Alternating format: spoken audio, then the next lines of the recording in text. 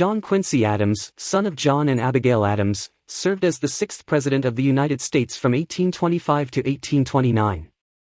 A member of multiple political parties over the years, he also served as a diplomat, a senator, and a member of the House of Representatives.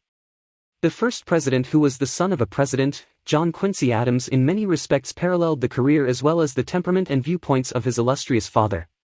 Born in Braintree, Massachusetts, in 1767, he watched the Battle of Bunker Hill from the top of Penn's Hill above the family farm. As secretary to his father in Europe, he became an accomplished linguist and assiduous diarist. After graduating from Harvard College, he became a lawyer. At age 26 he was appointed minister to the Netherlands, then promoted to the Berlin legation. In 1802 he was elected to the United States Senate. 6 years later President Madison appointed him minister to Russia.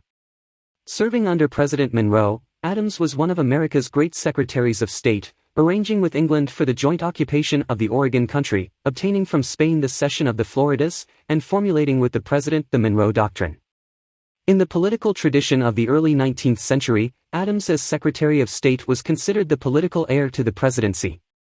But the old ways of choosing a president were giving way in 1824 before the clamor for a popular choice.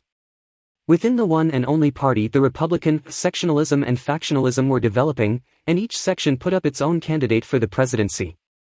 Adams, the candidate of the North, fell behind General Andrew Jackson in both popular and electoral votes, but received more than William H. Crawford and Henry Clay. Since no candidate had a majority of electoral votes, the election was decided among the top three by the House of Representatives. Clay, who favored a program similar to that of Adams, threw his crucial support in the House to the New Englander. Upon becoming president, Adams appointed Clay as Secretary of State. Jackson and his angry followers charged that a corrupt bargain had taken place and immediately began their campaign to wrest the presidency from Adams in 1828. Well aware that he would face hostility in Congress, Adams nevertheless proclaimed in his first annual message a spectacular national program. He proposed that the federal government bring the sections together with a network of highways and canals, and that it develop and conserve the public domain, using funds from the sale of public lands. In 1828, he broke ground for the 185-mile C&0 Canal.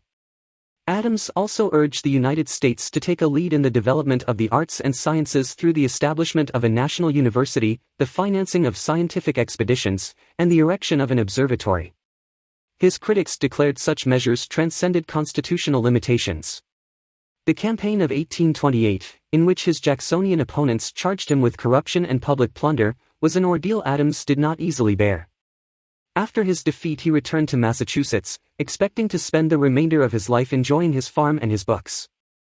Unexpectedly, in 1830, the Plymouth district elected him to the House of Representatives, and there for the remainder of his life he served as a powerful leader. Above all, he fought against circumscription of civil liberties. In 1836 Southern congressmen passed a gag rule providing that the House automatically table petitions against slavery. Adams tirelessly fought the rule for 8 years until finally he obtained its repeal. In 1848, he collapsed on the floor of the House from a stroke and was carried to the Speaker's room, where 2 days later he died. He was buried, as were his father, mother, and wife, at First Parish Church in Quincy. To the end, Old Man Eloquent had fought for what he considered right.